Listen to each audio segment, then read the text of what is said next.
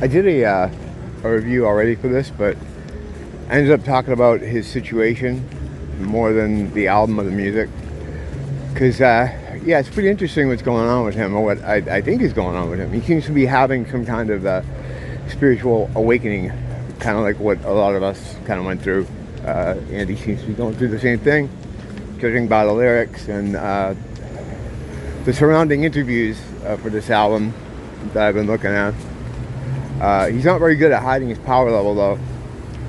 He has to work on that. A few times they had to steer him away from talking about banks. But yeah, he's going through a thing. But that's a whole other subject. I might just do a whole thing about that, about Andy's current situation. It's really interesting. But the album itself is, man, it's really good. I remember when I heard the first thing that came out was the title track. He released it as like a single. And I remember it coming out, and I don't know, I was doing something else. It was just one of those things I put up in the background. I'm like, yeah, it's cool, whatever.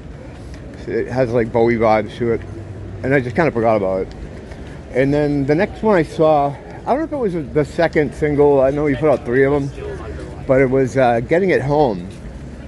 And I heard Getting It Home, like, wow, this is really cool. It sounds like something he would have done back in the day. It's not like Take It Easy, but it's in that vein of kind of anthemic rock kind of thing. And I'm like, wow, that's cool. When the album comes out, I definitely got to give it the headphone test. And it came out, and I did. And listening to it, you know, first track is the title track that he'd released previously, Man's Wolf to Man. And like, by the end of it, I'm like, wow, that's pretty, there's a lot in there.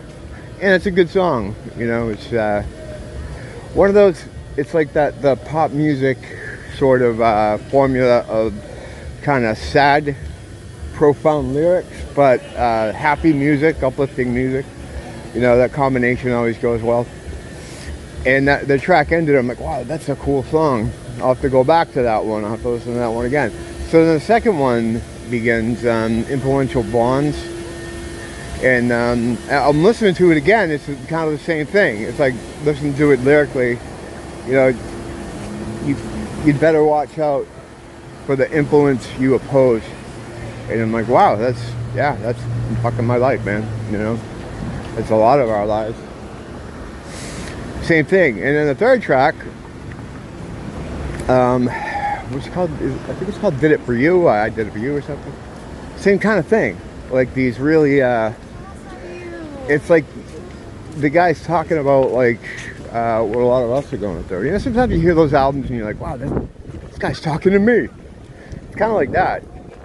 And then when you get to the midway point of the album, he makes sure you know he's talking to you with the track "Reaching Out to You," which is like, it's a very Duran Duran song. It's the only one like that on this album, but it's almost like he would say, yeah, like he's always been like pegged as the white rock boy in the band, and you know, and he's a heavy metal Neanderthal.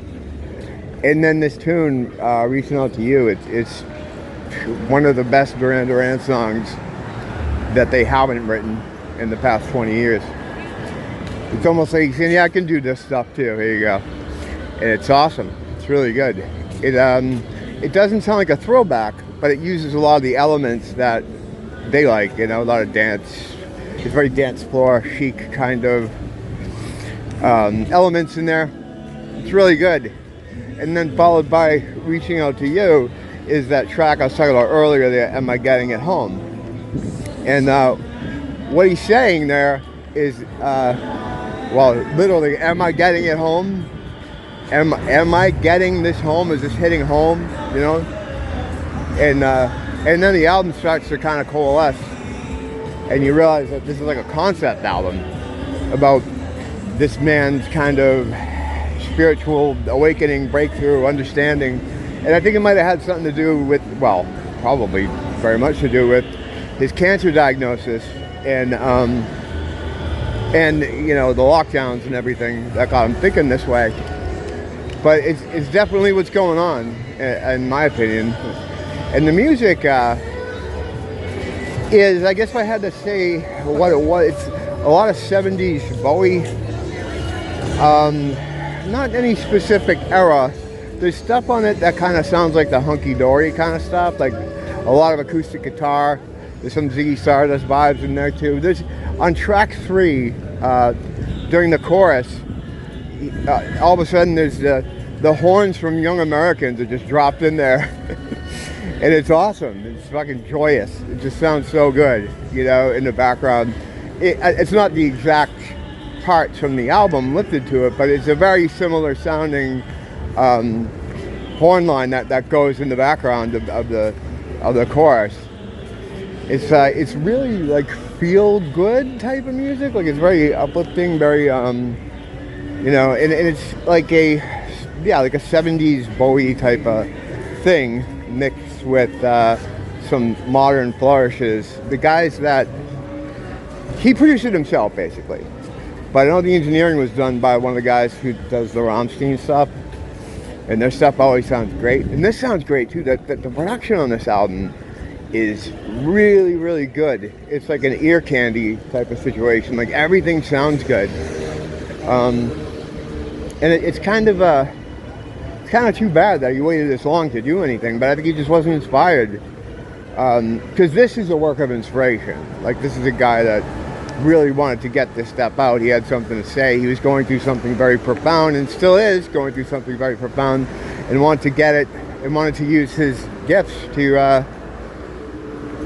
spread that around. The album continues after that halfway point with the Duran track and the Getting It Home track, into more of the same kind of. The Last Straw is a song that is kind of in the mold of the first half of it, where he's asking questions, just kind of like, how much more can we take of this, you know? There's a song about food poisoning and how everything you're eating. It's a song called Big Trigger. And there's a lot, musically, yeah, I hate when people do that. Like, they make it look like they're going in. So then I like an idiot, I stop, like, okay, go ahead, buddy. But then they're like, nah, I was just fucking with you. I'm gonna go over here. Whatever. The title track, Man's a Wolf to Man, it originates from a Latin saying, and the idea being that how dangerous man can become when he becomes a wolf to other men, where you reach a point where people start to see each other as the other, like someone who's not the same as them. I go through that all the time, you know, with the whole robot thing, you know. But the lyric states that you should get rid of those people, probably as a countermeasure, because eventually they will get rid of you. Oh, is this Mark over here? Yeah, it is. He's good. This guy travels everywhere. How do you spell Mark? I think how you say Mark. He's got a great voice. Every time I look at him on YouTube, he's always like, he's in New York, and then he's in New Orleans, and then he's back over here. The guy travels more than Indiana Jones. But anyway, yeah, if you're even interested slightly in what Andy's done over the years, or you're a Duran fan or whatever, you really got to hear this thing. It's great. All the spiritual discovery stuff aside, it's a good record. He has a couple guests on it. Tina Arena, who's an Australian singer, who's she's not really known here in the States, but I guess worldwide. She's done sold like 10 million albums or something like that. You know, it's one of these crazy things. Like, I'd never heard of her before. Say something, but up on you. What's up, Mark? He's deep in thought. Oh, there you go. He has another guy on it too. The guy from Reef, the singer from Reef. What's his name? God, I forget his name. Why do I say Glad? It's not Glad. Is it Glad? I don't know. Gary. Anyway, Reef is a band that's been around. They came out in the early 90s. They're a British band. They came up when the Britpop thing was happening, but they didn't fit in with them at all. They're more from not so much the Beatles, King School. They're more like I don't know, hard rock kind of. And Andy joined them a couple years ago. Produced their last album, plays guitar on it. It's really good. I like it. I listen to it. So he's on there too. That's about it though. Now, finding liner notes for this thing has been kind of impossible. I don't have the hard copy, and there's nothing on Wikipedia for it.